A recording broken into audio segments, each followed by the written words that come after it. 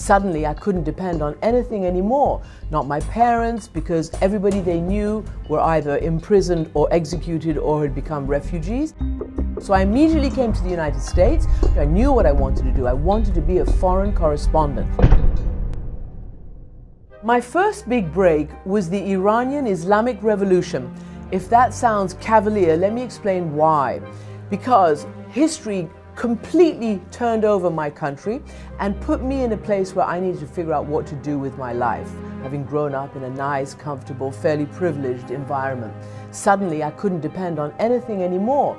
Not my parents, because everybody they knew were either imprisoned or executed or had become refugees.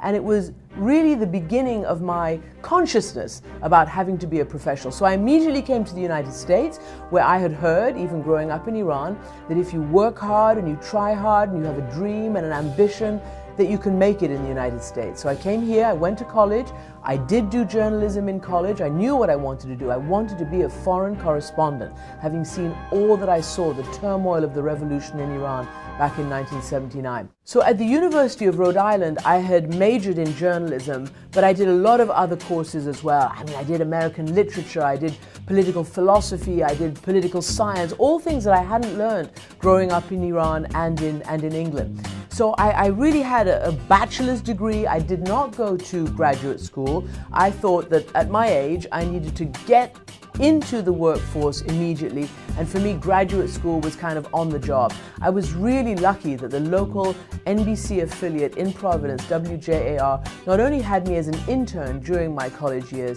but then hired me.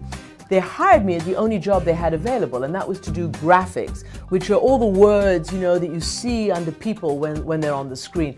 And I would say the numbers and facts and figures during the weather reports. And unfortunately, I got those quite wrong many times. I always putting up cloudy when it was meant to be sunny, or rainy when it was meant to be clear.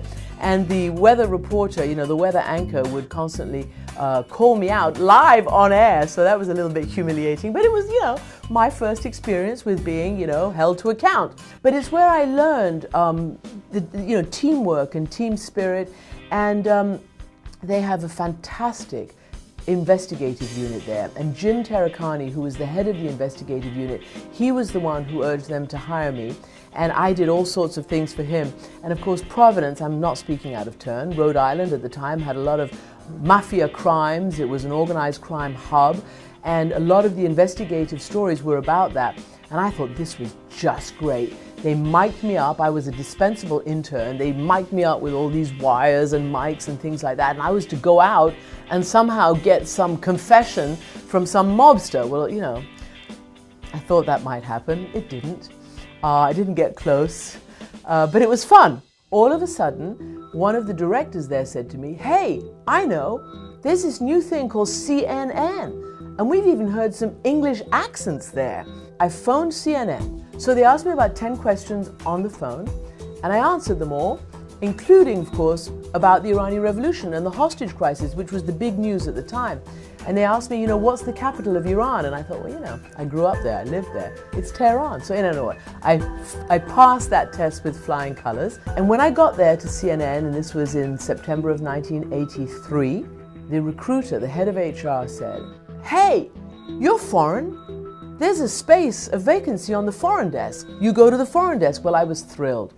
And really, that is the beginning and the end of my story, because that is where I started climbing from the very bottom of the rung of the ladder up to where I am today, which in my book is the top, because for me the top is being a foreign correspondent. And my first big story was the first Gulf War back in 1990, 1991, when Saddam Hussein invaded Kuwait, and then President H.W. Bush gathered a huge coalition, 500,000 forces, American and international forces in the desert, and stormed Kuwait to push back Saddam Hussein. And CNN burst onto the world stage at that time, and it just so happened to be the beginning of my career, so we sort of grew together.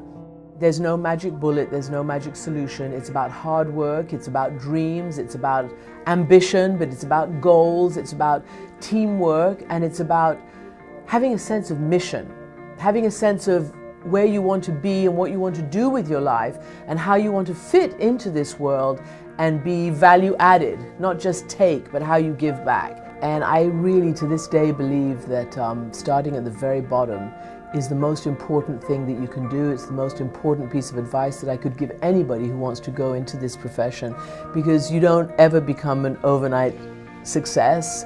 And I just want people to take this job seriously and not think that, oh, it's television, you know, it's television, it's not brain surgery, it's not rocket science, anybody can do it.